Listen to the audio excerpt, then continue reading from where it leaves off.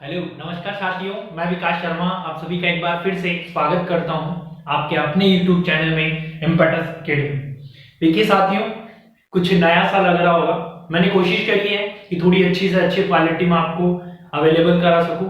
जितने रिसोर्सेज मेरे पास है ना, उन रिसोर्सेज में थोड़ा अच्छा अपन पढ़ सके, थोड़ा बेहतरीन, थोड़ा अट्रैक्टिव, जो मतलब पसंद आए ऐसा सा, है ना। तो फटाफट से अपन को क्या करना है, कुछ नई टर्मिनोलॉजी के बारे में अपन पढ़ रहे थे बेटा। और कौन सी टर्मिनोलॉजी पढ़ रहे थे, तो हमने डिस्कशन जो करनी थी वो हमने डिस्कशन करी थी CHN। किसका डिस्कशन किया बेटा? CHN। CHN बोलूं तो क्या होता है, मैंने कह रहा था कि कम्युनिटी हेल्थ नर्सिंग। और कुछ इंपॉर्टेंट डिस्कशन मैंने करे थे, जैसे एपिजूनोटिक मैंने बताया था, जूनोसिस मैंने बताया था, है जी। एंथ्रोपोजेनेसिस हमने डिस्कशन किया था, एपिडेमिक हमने डिस्कशन करा था, एंडेमिक हमने पढ़ा था, पेंडेमिक हमने पढ़ा था। उसी सीक्वेंस में टर्मिनोलॉजी 2 सेकंड पार्ट में कुछ नई टर्मिनोलॉजी के बारे में आज डिस्कशन करता हूं। तो सबसे पहली टर्म जो है बेटा जी, वो है अपनी इन्फेक्टिव, है जी। क्या है? इन्फेक्टिविटी। चलिए, इसके बाद में दूसरी टर्म आप लोगों को बताता हूं मैं, वो है बेटा अपनी पैथोजेनेसिटी। चलिए, इसी सीक्वेंस में तीसरी टर्मिनोलॉजी सुनिएगा, वो होगी अपनी वायरुलेंस। क्या होगी बेटा? वायरुलेंस। देखो, छोटी छोटी टर्म है बट काम बहुत बड़े बड़े करती है, क्योंकि ये टर्मिनोलॉजी जब याद होती है ना, तभी एक्चुअल में देखो वर्ड का मीन हमें पता चलता है। वायरुलेंस। उसके बाद में नेक्स्ट टर्मिनोलॉजी पढ़ेंगे केस फैटल रेट। अब इन चार टर्मिनोलॉजी के बारे में आपने सुना होगा, और चारों की चारों ही इंपॉर्टेंट है, एक दूसरे से कहीं ना कहीं सिमिलर भी हैं। बट मैं थोड़ा सा सिमिलरनेस को खत्म करते हुए इन चारों को तुम्हें एक नई डिफरेंशिएट, एक नई कहानी बताऊंगा, जिसके माध्यम से तुम उसे इजी ट्रिक, है ना भाई, यहां पढ़ रहे हैं तो कुछ तो नया चाहिए। नया चाहिए तो वो ये होगा कि बहुत ही बेहतरीन फॉर्मूले इस चीज को याद करने के मैं आप लोगों को बताऊंगा, जिससे कि आप लोग आसानी से याद कर लेंगे बेटा। है तो सबसे पहले बात कर रहे हैं इन्फेक्टिविटी। किसकी बात कर रहा हूं डियर? इन्फेक्टिविटी। इन्फेक्टिविटी का मतलब है कि कोई इन्फेक्शन है कहीं पे। इन्फेक्टिविटी का मतलब है कि कहीं पे कोई इन्फेक्शन है, और जितने लोग उस इन्फेक्शन के कांटेक्ट में आ गए हैं, उसके पास में आ गए हैं, या उस इन्फेक्शन से होकर गुजर गए हैं। जैसे मैं एग्जांपल दूं तुम्हें कि मान लीजिएगा ये एक पॉपुलेशन एरिया है जी, पर्टिकुलर जियोग्राफिकल एरिया है, यहां पर 1000 लोगों की पॉपुलेशन है। यहां पर कितने लोगों की पॉपुलेशन है? 1000 लोगों की। और इनमें से 100 लोग ऐसे हैं जो क्या हो गए हैं बेटा? इन्फेक्टेड हो गए हैं। अजी क्या हो गए हैं? इन्फेक्टेड हो गए। मतलब 1000 लोगों में से 100 ऐसे लोग हैं जो क्या हो गए बेटा? इन्फेक्टेड हो गए हैं। अरे क्या हो गए हैं? इन्फेक्टेड। मतलब कहीं ना कहीं उन लोगों को इन्फेक्शन हो गया है। इन्फेक्टिविटी किसे कहते हैं? वो condition, these condition patient include in infectivity, या वे पेशेंट जो क्या कर रहे हैं? किसी इन्फेक्शन से सफर कर रहे हैं। दूसरी बात सुनिएगा, पैथोजेनेसिटी। अब पैथोजेनेसिटी में क्या हुआ कि ये 100 लोग इन्फेक्शन के कांटेक्ट में आए। अरे आए कि नहीं आए? बिल्कुल आए। अब इन 100 लोगों में से पैथोजेनेसिटी का मतलब बेटा एग्जैक्ट ये होता है कि causing capacity of agent. Pathogenicity का मतलब क्या है कि कोजिंग कैपेसिटी, कोजिंग कैपेसिटी कि कितने डिजीज की कोजिंग की कैपेसिटी है, वो कितना कैपेबल है कि उसने डिजीज जो है, बीमारी जो है, वो बीमारी क्या कर दी बेटा जी? पैदा कर दी है। तो पैथोजेनेसिटी मतलब डिजीज अकरेंस रेट, वो कितने डिजीज अकर कर सकता है। तो हमने कहा कि 100 लोग इन्फेक्टेड हुए, और उन 100 लोगों में से 10 लोग ऐसे हैं जिनको क्या हो गई है? वो डिजीज हो गई है। दैट मींस वो क्या कहलाएगी बेटा? पैथोजेनेसिटी कहलाएगी। वो क्या कहलाएगी? पैथोजेनेसिटी। नेक्स्ट देखिएगा, नेक्स्ट वर्ड आता है सर्विलेंस। क्या वर्ड आया है? सर्विलेंस। अब सर्विलेंस का मीनिंग समझिएगा, एग्जैक्ट मीनिंग समझिएगा। सर्विलेंस का मतलब कह रहे हैं कि 100 लोग इन्फेक्टेड हुए, 10 लोगों को डिजीज हो गई, अब क्या होता है कि 10 लोगों को बीमारी हुई है ना, तो 10 के 10 तो बेटा मरने वाले नहीं हैं, और 10 के 10 की जो है वो गंभीर हालत जो है, मतलब बहुत सीरियस कंडीशन जिसे बोलते हैं, अरे किसे आप क्या बोलते हैं कि बहुत सीरियस कंडीशन जो है वो होने वाली नहीं है। तो अपन क्या कहते हैं कि वो कंडीशन जिन पेशेंट की बहुत ज्यादा सीवियरिटी है, किसमें से बेटा, नंबर ऑफ पैथोजेनिसिटी में से अपन किसको निकाल दें, नंबर ऑफ सीरियस केस को निकाल दें, कि वो पर्सन जिन्हें बहुत ज्यादा दिक्कत हो रही है, वो बहुत ज्यादा परेशान है। अरे एक तो वो बीमारी जो क्या होती है नॉर्मली रह जाती है, एक वो जिससे सफर ज्यादा करते हैं। एक और बेहतरीन एग्जांपल के माध्यम से समझाऊंगा, पहले समझिएगा। तो वो कंडीशन जिसमें पेशेंट बहुत ज्यादा सीरियस है, दैट मींस वो क्या है, सर्विलेंस है। अब मैं कह रहा हूं 10 थे और 10 में से 2 या फिर अपन कह देते हैं, अपन ये मान लेते हैं कि 6 पेशेंट ऐसे थे जिनकी हालत क्या थी, बहुत ज्यादा गंभीर थी, बहुत ज्यादा वो क्या थे, सीरियस थे बेटा। समझ आई बात। अब देखिएगा नेक्स्ट बात कर रहा हूं केस फैटिलिटी। केस फैटिलिटी का मतलब यह है बेटा जी कि इन 6 सीरियस लोगों में से, इन 6 गंभीर बीमार लोगों में से कितने वो लोग हैं जिनकी क्या हो गई बेटा, डेथ हो गई। अरे जिनकी क्या हो गई है, डेथ हो गई है, उसे अपन क्या कहते हैं, उसे कहते हैं केस फैटिलिटी रेट। देखो 4 शब्द हैं और चारों की मीनिंग अलग अलग है।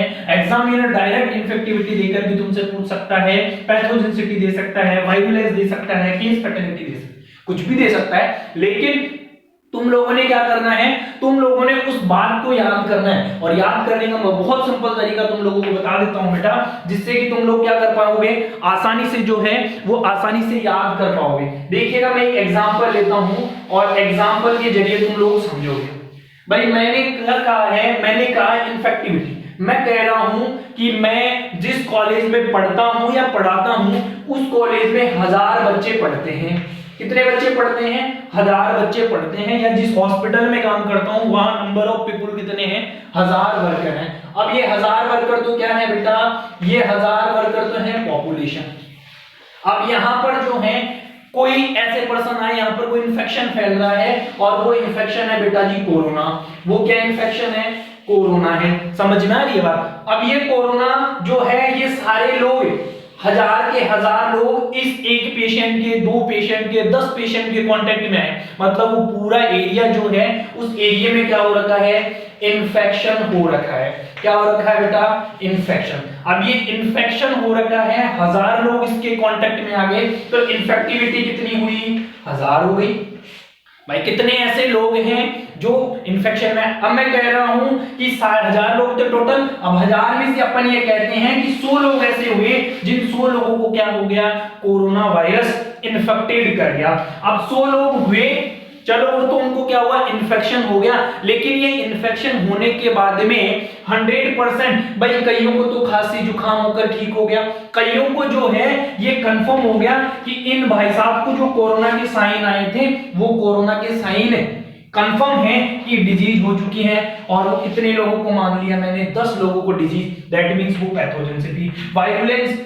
हमने कहा कि इन 10 में से भी 5 लोग मेरे पास में ऐसे हैं जिनकी हालत बहुत ज्यादा क्या है बेटा, सीरियस है, बहुत ज्यादा बीमार है। और इन 5 में से 2 लोग मेरे पास में ऐसे आए, 2 लोग ऐसे थे जिनकी फैटल कंडीशन देखने को मिली, उनकी क्या हो गई बेटा जी, डेथ हो गई। क्या हो गई, उनकी डेथ हो गई। तो ये चारों शब्द क्या हैं, बहुत इजी हैं, बट याद करना इनको जरूरी है बेटा। समझ में आई क्या बात? अरे यस और नो में जवाब दे दो बेटा, बहुत इजी सा सिंपल तरीका बता रहा हूं। चलो ऐसे याद नहीं होता तो मैं तुम लोगों को एक फॉर्मूला और बता देता हूं इन सभी का, जिनके माध्यम से शायद तुम्हें याद हो जाए। भाई इतनी इजी ट्रिक देने के बाद तो मैं एक्सपेक्ट करूंगा कि आप लोग जरूर याद कर लेंगे, लेकिन फिर भी देखो, फिर भी क्या कह रहा हूं सुनना। इन्फेक्टिविटी क्या है, इन्फेक्टिविटी का मतलब क्या है कि नंबर ऑफ इन्फेक्शन है जी। इन्फेक्टिविटी का मतलब क्या है कि number of infection upon number of exposure people, कि वो कितने लोग हैं जो एक्सपोज हुए और उनमें से कितनों का इन्फेक्शन हो गया।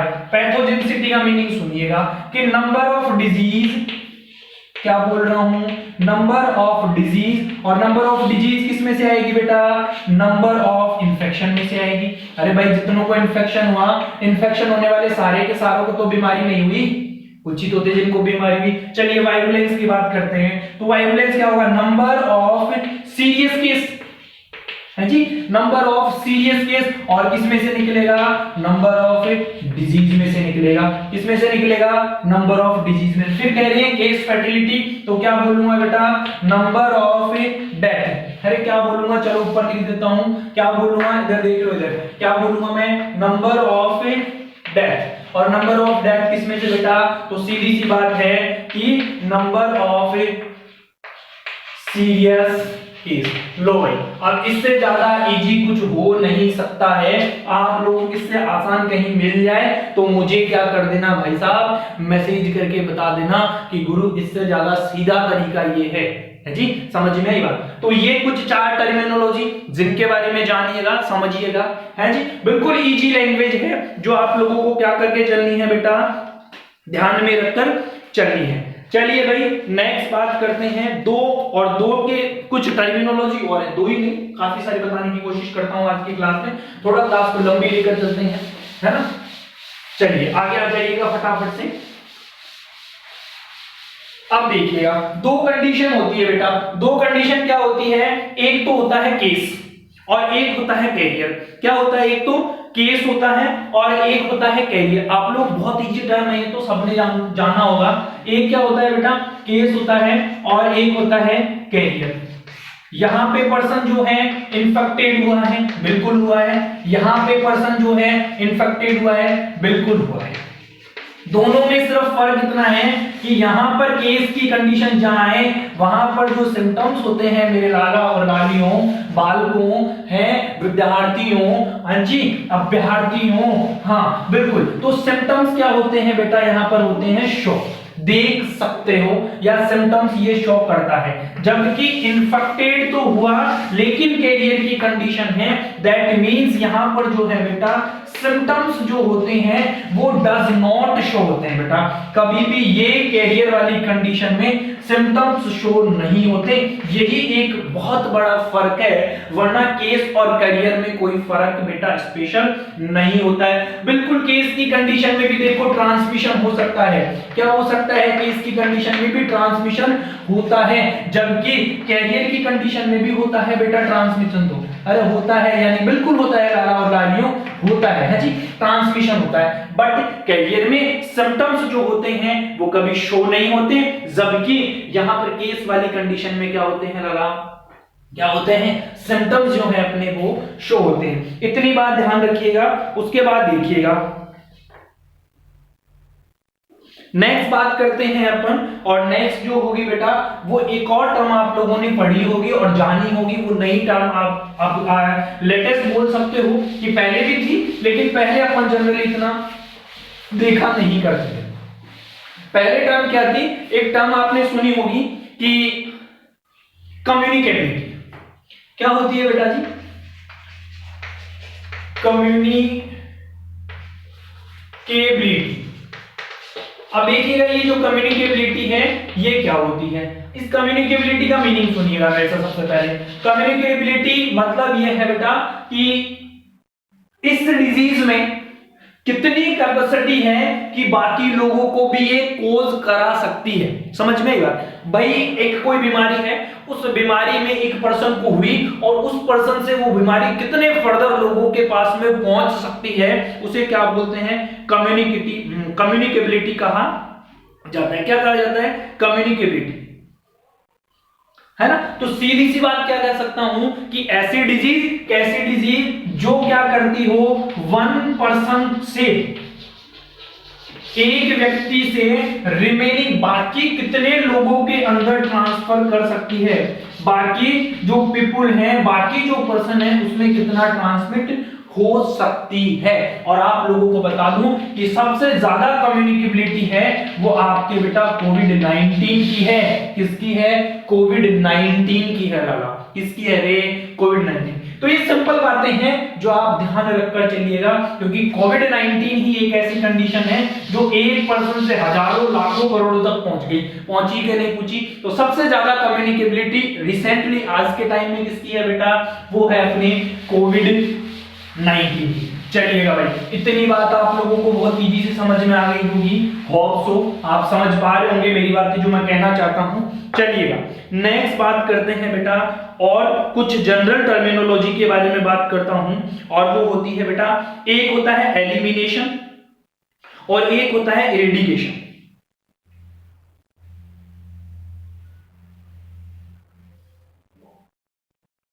ठीक है, अब सुनिएगा, देखो दोनों डिजीज के बारे में जब अपन बात करते हैं, एक बोली मैंने क्या बोली है, एलिमिनेशन। एलिमिनेशन का मतलब भी रिमूव आउट करना है कहीं ना कहीं, और एक वर्ड होता है इरेडिकेशन। क्या होता है बेटा, इरेडिकेशन। सुनो, देखो दोनों सिमिलर वर्ड है बट कंफ्यूजन बहुत सारे हैं।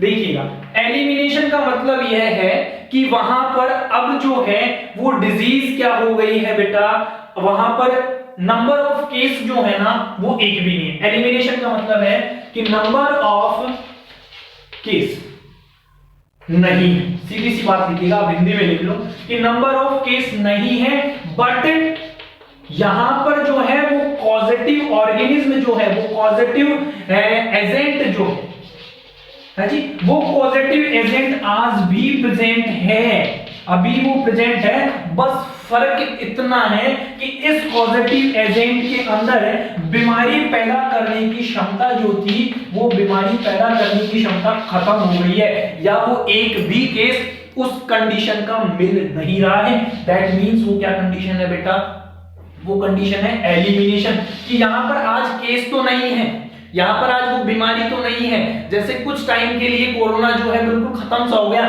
दैट मींस लोगों ने मान लिया कि एलिमिनेशन हो गया। बट बेटा जी बात सुनो, इंपॉर्टेंट बात क्या है, इरेडिकेशन नहीं हुआ उसका। इरेडिकेशन का मतलब क्या है कि यहां पर किसी भी तरीके का नंबर ऑफ केस जो है वो नंबर ऑफ केस नहीं है, नंबर ऑफ केस नहीं है, पहली बात तो सुनिएगा। और वेरी इंपॉर्टेंट थिंग क्या, कि वहां पर जो है वो एक भी, पहली बात तो नंबर ऑफ केस नहीं है, दूसरी बात कि जो पॉजिटिव ऑर्गेनिज्म था ना बेटा, जो पॉजिटिव एजेंट था, वो पॉजिटिव एजेंट भी क्या हो चुका है, खत्म, सुपड़ा साफ हो चुका है, फिनिश, टोटल खत्म। हाँ जी, बिल्कुल खत्म हो गया है, वो पॉजिटिव ऑर्गेनिज्म भी प्रेजेंट नहीं है। दोनों में सिर्फ एक मोटा डिफरेंस है कि बीमारी यहां भी नहीं है, बीमारी यहां भी नहीं है, समझ रहे हैं, बीमारी नहीं है, लेकिन बीमारी पैदा करने वाले जो कारक हैं, जो पॉजिटिव ऑर्गेनिज्म हैं, they are present here. But बेटा जी यहां पर बीमारी पैदा करने वाली चीज ही नहीं है, एक तो कोई पर्सन बीमार नहीं है पहली बात, और जो बीमारी पैदा कर देते हैं, जैसे कोविड-19 बात करूं मैं, कोरोना वायरस बीमारी पैदा कर देता है बेटा, तो वो भी नहीं है, खत्म हो गया है। जैसे हमारा भारत देश पोलियो फ्री हो चुका है जी, पोलियो का एरेडिकेशन हो चुका है, एलिमिनेशन तो कब का ही हो गया था। जैसे रेबीज जो है बेटा, रेबीज ऑस्ट्रेलिया में एरेडिकेशन हो चुका है, क्योंकि ऑस्ट्रेलिया में एक भी पेशेंट रेबीज का नहीं है। मैंने बताई थी ना बात कि अगर तुम क्या कर दो, बाहर से कोई डिजीज लाकर इंपोर्ट करा दो दूसरी कंट्री में, दैट मींस वो क्या कहला रहा था, याद है कि भूल गए? जवाब दीजिएगा मेरे को कमेंट बॉक्स में। ये क्वेश्चन आप लोगों के लिए है कि दूसरे देश से अगर डिजीज एक किसी नए देश में जहां पर वो थी नहीं, वहां पे क्या कर दिया आप लोगों ने, इंपोर्ट करा दी, और ऐसी टर्मिनोलॉजी को अपन क्या कहते हैं बेटा। तो समझ में आया, एरेडिकेशन और एलिमिनेशन वेरी इंपॉर्टेंट थिंग है, ध्यान रखिएगा, भूल मत जाइएगा। एग्जाम में मैनी टाइम्स और मैनी टाइम और भी ये क्वेश्चन पूछा गया है। चलिए बेटा, इतना आप लोग देख चुके हैं, नेक्स्ट आ जाइएगा, कुछ और टर्मिनोलॉजी के बारे में बात करूंगा और उसके बाद अपने सेशन का एंड करूंगा। लेकिन उससे पहले जो इंपॉर्टेंट थिंग है वो जरूर अपन क्या करेंगे बेटा, बात करके चलने वाले हैं। चलिएगा, आइएगा, नेक्स्ट बात आती है बेटा, एक तो हम पढ़ते क्या हैं, एक तो हम पढ़ते हैं सर्विलेंस। आप लोगों ने पढ़ा होगा, है ना, आप लोगों को टीचर्स ने पढ़ाया भी होगा। एक तो होता है बेटा सर्विलेंस, है जी, और दूसरा क्या होता है बेटा, मॉनिटरिंग। क्या होती है, मॉनिटरिंग होती है। अब देखो सर्विलेंस और मॉनिटरिंग में जो फर्क है मोटा, वो क्या है यहाँ पर भी लोग जो हैं, मतलब ये बोल सकते हो कि यहाँ पर भी क्या किया जाता है बेटा, यहाँ पर भी सर्वे करा जाता है और यहाँ पर भी क्या करा जाता है, सर्वे करा जाता है। समझ आएगा, यहाँ पर जो करा जाता है वो सर्वे सिर्फ केस के नंबर का पता लगाने के लिए किया जाता है। केस के नंबर का पता लगाने के लिए कहा जाता है कि कितने केस प्रेजेंट हैं बेटा जी। समझ में ये कह सकता हूं कि यहां पर जो मॉनिटरिंग जो होती है वो कैसी करी जाती है, सुपरफिशियली करी जाती है। कुछ नहीं पूछा जाता, हाँ आपको कब से हुआ, कैसे हुआ, क्या हुआ, क्या दिक्कत थी, बात करता हूं।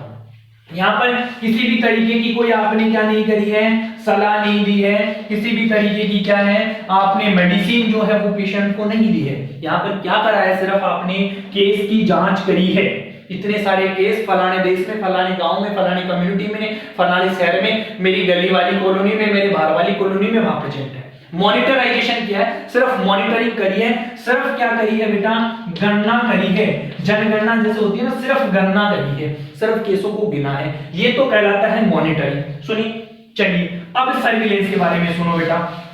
सर्विलेंस का मतलब क्या है, सर्विलेंस का मतलब है कि आपने क्या करा है, सर्वे तो किया है, यहां आपने गणना भी करी है, लेकिन यहां पर आप अपने पेशेंट को आफ्टर सर्वे बेटा जी, आफ्टर सर्वे करने के बाद में है जी, सर्वे करने के बाद में आप क्या करते हैं, ट्रीटमेंट भी प्रोवाइड करते हैं। क्या करते हैं आप, ट्रीटमेंट भी प्रोवाइड करते हैं। और जब ट्रीटमेंट प्रोवाइड करते हैं तो उसे सर्विलेंस कहते हैं बेटा। अब देखो ये सर्विलेंस जो है ना, इसकी कहानी भी थोड़ी सी अलग है बेटा। इसकी कहानी भी क्या है, थोड़ी सी अलग है। कैसे अलग है, ये सर्विलेंस जो होता है मेरे लाला और लालियों, ये 3 तरीके का होता है बेटा। एक होता है एक्टिव सर्विलेंस बेटा जी, एक होता है आपका पैसिव सर्विलेंस और एक होता है आपका सैनिटाइज सर्विलेंस। क्या होता है एक आपका सैनिटाइज सर्विलेंस। एक्टिव सर्विलेंस क्या है, पैसिव क्या है और सैनिटाइज क्या है।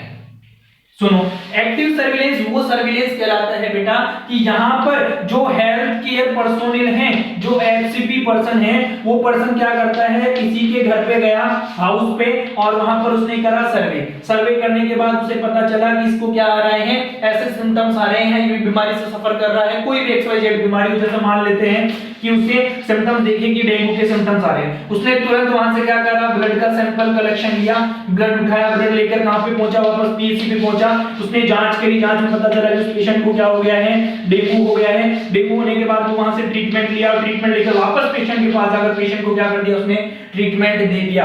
दैट मींस बेटा एक्टिव सर्विलेंस।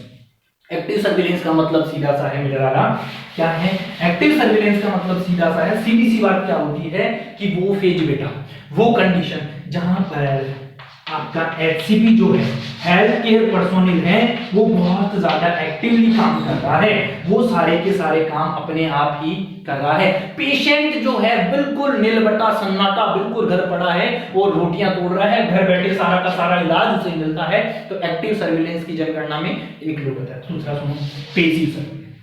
यहां पर हेल्थ केयर पर्सोनिल है, वो रोटियां तोड़ रहा है, हॉस्पिटल में बैठा बैठा, घर जाकर कोई इलाज नहीं दे रहा। यहां पर जो है पेशेंट को बीमारी हुई, कोई भी साइन सिम्टम्स आए, वो कहां पर आया, पीएचसी पर आया, पीएचसी पर आया, डॉक्टर को दिखाया, डॉक्टर ने कहा फलाना टेस्ट कराओ, उसने टेस्ट करा लिया, टेस्ट कराने के बाद पता चला कि उसे कोई डिजीज है। चलो डिजीज होने के बाद फिर डॉक्टर के पास गया, डॉक्टर को बताया कि ये मेरी रिपोर्ट आई है, रिपोर्ट देखने के बाद डॉक्टर ने क्या कर दिया, ट्रीटमेंट दे दिया, और वो पेशेंट खुद ब खुद ही ट्रीटमेंट लेकर गया है और खुद ही अपना इलाज करवा रहा है, आता भी खुद ही है, दवाई भी खुद लेता है, जांचें भी खुद कराता है, घर भी खुद ही जाता है जी, घर बैठे उसको कुछ नहीं मिल रहा और पेशेंट ऐसा सारे काम करता है बेटा, तो उसे बोलते हैं पैसिव सर्विलेंस। अरे उसे क्या बोलते हैं बेटा जी, उसे बोलते हैं पैसिव सर्विलेंस। समझ में? नेक्स्ट सुनिएगा, सैनिटाइज। दोनों का कॉम्बिनेशन नहीं है लाला और लालियों, दोनों का कॉम्बिनेशन नहीं है।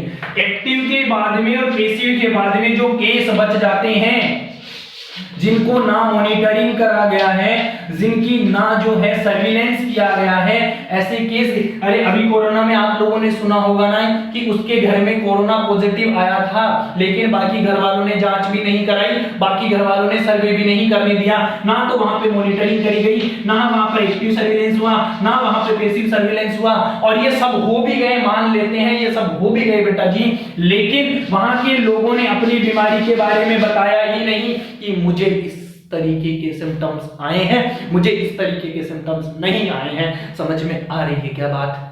तो वो क्या कहलाता है? सैनिटाइड सर्विलेंस कहलाता है। क्या कहलाता है? सैनिटाइड सर्विलेंस कहलाता है। चलिएगा बेटा, इतनी बात आप लोगों को बिल्कुल समझ में आ गई होगी। क्या है? आपको आ गई होगी। नेक्स्ट दो और वर्ड, लास्ट दो और वर्ड के बारे में डिस्कशन करूंगा, उसके बाद नेक्स्ट क्लास में डिस्कशन करूंगा बेटा। और वो दो वर्ड भी सुन लो फटाफट से, आप सभी जानते हैं। पहला वर्ड जो होगा मेरा बेटा, वो आप लोगों को बता दूं, पहला वर्ड है बेटा आइसोलेशन। क्या है? आइसोलेशन। और दूसरा वर्ड है बेटा क्वारंटाइन। फटाफट से कमेंट बॉक्स में कमेंट कर दीजिए कि क्या होता है आइसोलेशन और क्या होता है क्वारंटाइन। फटाफट जल्दी करिएगा, 2 सेकंड से 3 सेकंड का टाइम दे रहा हूं। इतनी देर के बाद में मैं आंसर पुट करूंगा बेटा, उससे पहले आप क्या करिए, सटासट आंसर पुट करिए।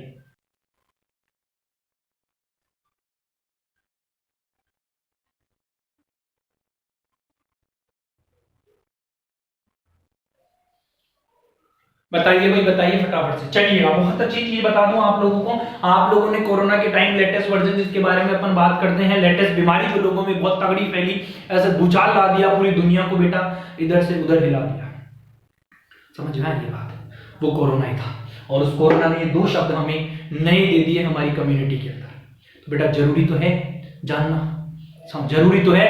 बात तो दोनों में क्या होता है, देखो मैं बता दूं, दोनों ही, एक तो कह रहा है कि आइसोलेशन कर दिया जाता है, मतलब कहीं ना कहीं बाहर कर दिया जाता है बेटा जी, और क्वारंटाइन कर दिया जाता है, मतलब कहीं ना कहीं बाहर कर दिया जाता है। पर सुनो, बात पति की सुनो, क्या होता है आइसोलेशन जो होता है ना बेटा, आइसोलेशन का मतलब है कि उस पेशेंट को वो बीमारी हो गई है, बीमारी हो गई है, और बीमारी हो जाने के बाद में, बीमारी हो गई है और हो जाने के बाद में जिस पर्सन को घर वालों से है, उसे क्या कर दिया जाता है, अलग कर दिया जाता है, तो बेटा उसे कहते हैं आइसोलेशन। उसे क्या कहते हैं? आइसोलेशन। आइसोलेशन उस पर्सन को करा जाता है, उस पर्सन को करा जाता है जिसको आज की डेट में बेटा, जिसको आज की तारीख में, आज के दिन में वो पर्सन उस बीमारी से क्या कर रहा है, उस बीमारी से, उस डिजीज से बेटा वो क्या कर रहा है, उस डिजीज से सफर कर रहा है, और उसे करा जाता है आइसोलेशन। क्या करा जाता है डियर? आइसोलेशन। चलिए बात समझ में आ गई आइसोलेशन की, बहुत बढ़िया बात है। नेक्स्ट सुनिएगा क्वारंटाइन, ये बहुत जरूरी है। कई बार बच्चे कंफ्यूज हो जाते हैं कि बीमारी होगी, नहीं बेटा, यहां पेशेंट को जो है, वो पेशेंट को किसी भी तरीके की डिजीज जो है वो डिजीज नहीं हुई है, तो फिर सर क्यों क्वारंटाइन कर रहे हो? इसलिए कर रहे हैं कि ये उस पेशेंट के कांटेक्ट में या उस पेशेंट के एक्सपोज में होकर आया है, जो पेशेंट क्या कर रहा है, जो पेशेंट डिजीज से सफर कर रहा है। हालांकि इसके अंदर कोई साइन सिम्टम्स भी अपेयर नहीं है, लेकिन इसे क्वारंटाइन करा जाता है बेटा।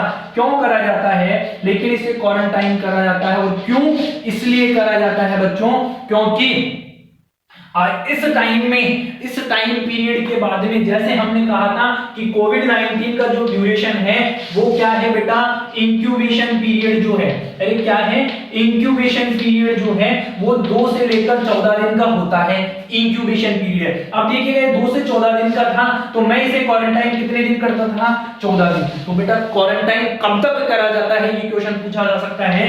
तो आप आंसर देंगे, क्या आंसर देंगे? हम कहेंगे कि maximum time of incubation period, कि इंक्यूबेशन पीरियड का जो लास्ट दिन है उस दिन तक हम क्या करेंगे, उस पेशेंट को क्वारंटाइन करेंगे। और अगर 14 दिन में जिस पर्सन को क्या नहीं होते थे, कोरोना के सिम्टम्स नहीं आते थे, तो उसे घर भेज दिया जाता था। अरे सीधी कहानी बता दूं आप लोगों को मैं सीधी कहानी बता दूं। देखो एग्जांपल सुन लो मेरा, इससे बेहतरीन एग्जांपल कुछ नहीं हो सकता। भाई मेरे घर में हम लोग हैं 4, कितने लोग हैं बेटा, 4 लोग हैं, और मैं एक हेल्थ केयर पर्सनल हूं, ठीक है। मैं ऐसे किसी पेशेंट के कांटेक्ट में आ गया जिसको कोरोना हो रखा था, और मुझे भी क्या हो गया, कोरोना हो गया। तो मेरे घर में बचे हुए 3 लोगों को क्या करा जाता है, क्वारंटाइन करा जाता है, और मुझे क्या करा जाता है, आइसोलेशन। भाई मुझे तो बीमारी हो गई है, तो आइसोलेशन करा जाएगा। क्वारंटाइन क्यों कर रहे हैं? क्योंकि ये तीनों लोग मेरे कांटेक्ट में आते हैं, मैं इनके साथ उठता हूं, बैठता हूं, खाना खाता हूं, तो मुझे बीमारी हो रही है, तो इन्हें भी हो सकती है। तो 14 दिन आने वाले मैं इनको क्या करवा दूंगा? क्वारंटाइन कर दूंगा। अरे भारत सरकार ने बहुत लोगों को करा था कि फलानी जगह से गुजरा, पकड़ के कर दो क्वारंटाइन, हुए थे ना अजी। कोरोना ने बहुत सारी बछीड़ लगाई थी। हाँ, तोते बोल गए थे बेटा, तोते बोलते थे ना। हाँ, वही तोते क्यों बोलते थे? कोरोना वाले पेशेंट के कांटेक्ट में नहीं आ जाओ, दिक्कत नहीं हो जाए, बीमार नहीं हो जाओ, है लाला, हो नहीं जाओगे, इसीलिए। तो अब बात समझ में आई कि क्वारंटाइन क्या है और आइसोलेशन क्या है। तो बेटा अपन पढ़ रहे हैं general terminology community health nursing की। आज की क्लास में यहीं तक डिस्कशन करेंगे। नेक्स्ट क्लास में बेटा अपन पढ़ेंगे प्रिवेंशन के बारे में। They are very important. Class को पूरी देखिए बेटा, और देखने के बाद में अपनी ड्यूटी बेखूबी निभाइए। जिस तरीके से मैं आप लोगों के साथ हूं, उसी तरीके से आप सभी लोग साथ मिलकर मेरा साथ दें। 100% अपन भी एक दिन अच्छा करें। All the best, bye bye, take care.